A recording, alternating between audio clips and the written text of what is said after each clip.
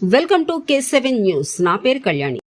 రాష్ట్ర వ్యాప్తంగా ఇవాళ చూస్తే ఈరోజు ప్రజలను మభ్యపెట్టి అనేక రకమైన హామీలు ఇచ్చి ప్రజలందరినీ కూడా మోసం చేయడం మనం ప్రత్యక్షంగా చూస్తున్నాం. ఏ ప్రభుత్వం జరిగే ఏ ప్రతిపక్ష పార్టీ ఉందంటే ఈరోజు ఎలక్షన్ ఒక సంవత్సరం హామీలు ఉండగా బయటకు వస్తాం. కానీ ఈ కూటమి ప్రభుత్వం వచ్చిన తర్వాత 3 నెలలకే మన ప్రతిపక్ష పార్టీ రోడ్డు ఎక్కి వాళ్ళు చేసిన తప్పులన్నీ కూడా మనం బయట పెట్టవలసి వస్తుంది. ఎందుకంటే ఒక హామీ కూడా ఈరోజు నెరవేర్చలేకపోయారు.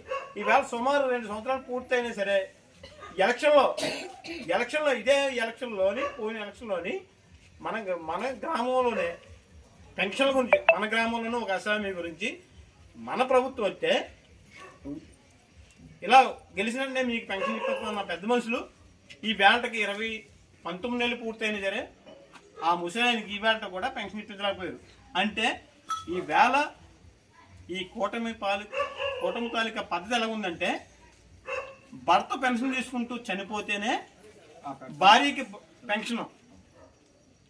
జగన్ అలా చేయలేదు. ప్రతి 6 నెలలకి జనవరి 1వ తారీఖు పెన్షన్, జూలై 1వ తారీఖుని ప్రతి 6 నెలలకి వికలాంగులున్న, వితంతువులున్న, వృద్ధులున్న 60 సంవత్సరాలు పూర్తి అయితే పెన్షన్ ఇచ్చేవారు. కానీ ఈవేళ సుమారు 20 నెలలు పూర్తి అయినా సరే ఒక్క కొత్త పెన్షన్ లేదు ఈ రాష్ట్రంలో.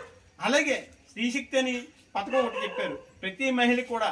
అంటే అవాళ జగనన్న చెయ్యూత కాపునేస్తం అని 40 సంవత్సరాలు నిన్న ప్రతి మహిళకి కూడా 60 సంవత్సరాల లోపల వాళ్ళకి 15,000 నుంచి, అదే చెయ్యూత ద్వారా ST/SC మహిళలకు అందరూ కూడా 18,750 రూపాయలు ఇచ్చేవారు. ఆ పథకాన్ని కాపీ కొట్టి ప్రతి మహిళ కూడా 18 సంవత్సరాలు దాటితే 1,500 రూపాయలు ఇస్తామని చెప్పారు. ఈ వేళకి ఒక మహిళకి రూపాయి ఇవ్వడం కనపడలేదు.